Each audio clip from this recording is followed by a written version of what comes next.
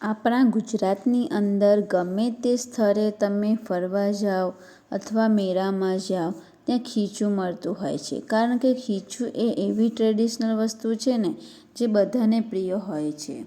Hi friends, હું છું કીર્તિસ કિચનમાં તમારું સ્વાગત કરું છું. ગેસની ફ્લેમ ચાલુ કરી લઈશું અને હવે એના ઉપર એક પેન રાખી દઈશું. પેનની અંદર આપણે 3 કપ પાણી નાખ્યું છે મેં.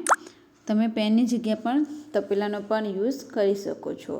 અહીંયા હું થોડી ક્વોન્ટિટીમાં બનાવું છું, એટલા માટે મેં અહીંયા પેન લીધું છે. જો તમે વધારે બનાવતા હોવ તો તમે પેનની જગ્યાએ તપેલાનો પણ ઉપયોગ કરી શકો છો.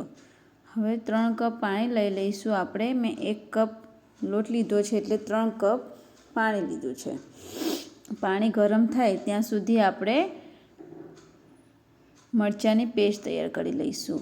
1 કપમાં મેં અહીંયા 3 થી 4 મરચાં લીધા છે અને થોડા કોથમીરના પાન લીધા છે.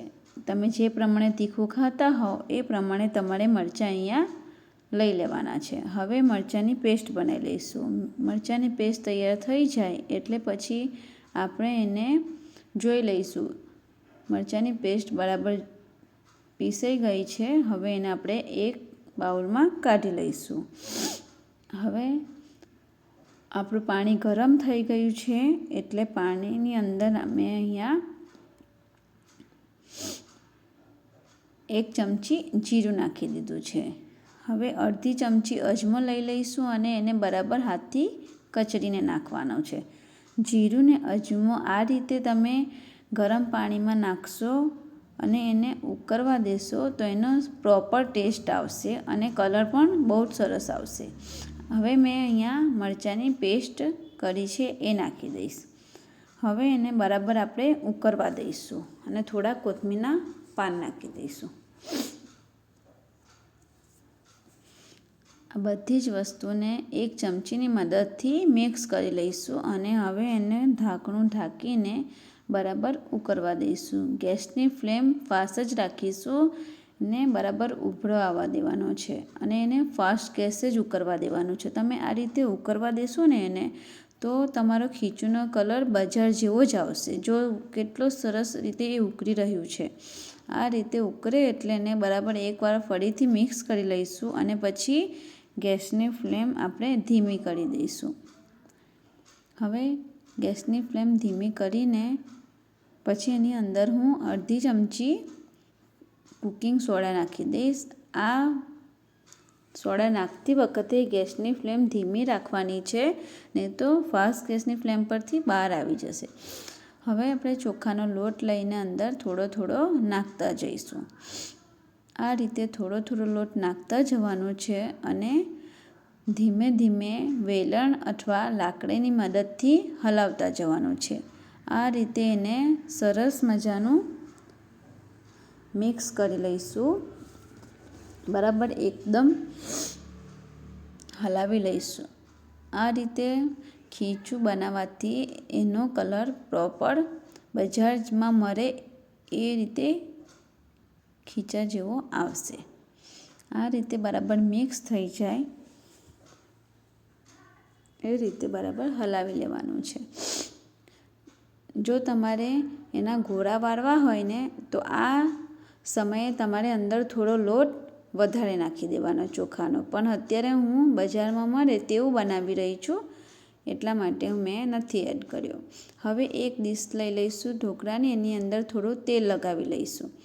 હવે એની અંદર આપણે થોડું થોડું કરીને બધું ખીચું ડીશની અંદર પાથરી દેવાનું છે. ગરમ ગરમ જ લઈ લેવાનું છે અને ગરમ ગરમ જ આપણે એની અંદર પાથરી દઈશું અને પછી આપણે એને સ્ટીમ કરવા રાખી દેવાનું છે. આ રીતે પ્લેટમાં કાઢી લેવાનું છે. સરસ પાથરી લેવાનું છે ગરમ ગરમ.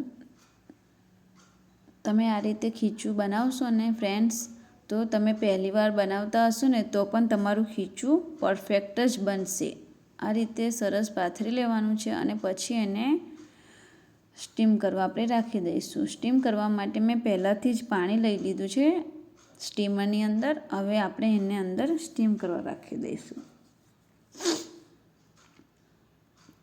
અને એ વાતનું ખાસ ધ્યાન રાખવાનું કે આપણે બરાબર એને 15થી 20 મિનિટ માટે તો સ્ટીમ કરવા જ દેવાનું છે. એકદમ આપણે એને કાઢી નથી લેવાનું. પછી આ રીતે ચમચીની મદદથી એમાં ચેક કરી લઈશું કે આપણું ખીચું સ્ટીમ થઈ ગયું છે કે નહીં. જો તમારી ચમચીમાં ખીચું નહીં ચોંટે તો સમજી લેવાનું કે આપણું ખીચું તૈયાર છે. જો છો ને ફ્રેન્ડ્સ, કેટલું સરસ કુકિંગ સોડાના કારણે આપણું ખીચું ફૂલી પણ ગયું છે.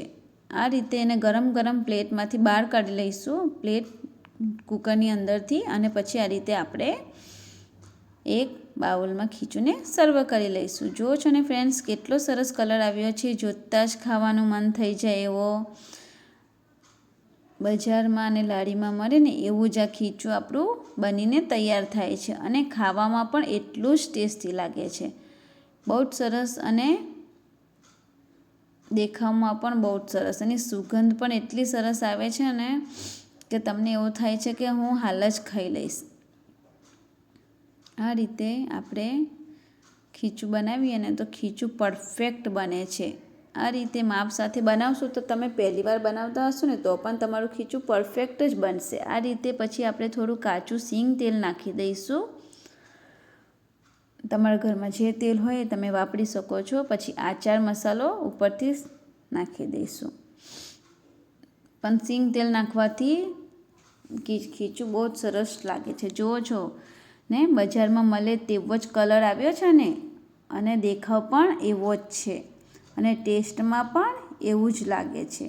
આ રીતે તમે બનાવશો ને તો તમારું ખીચું પરફેક્ટ બનશે. જો તમને મારો ખીચુંનો વિડીયો ગમ્યો હોય ને તો મારા વિડીયોને લાઈક, શેર, કમેન્ટ અને મારી ચેનલને સબસ્ક્રાઈબ કરવાનું ના ભૂલતા. Thank you.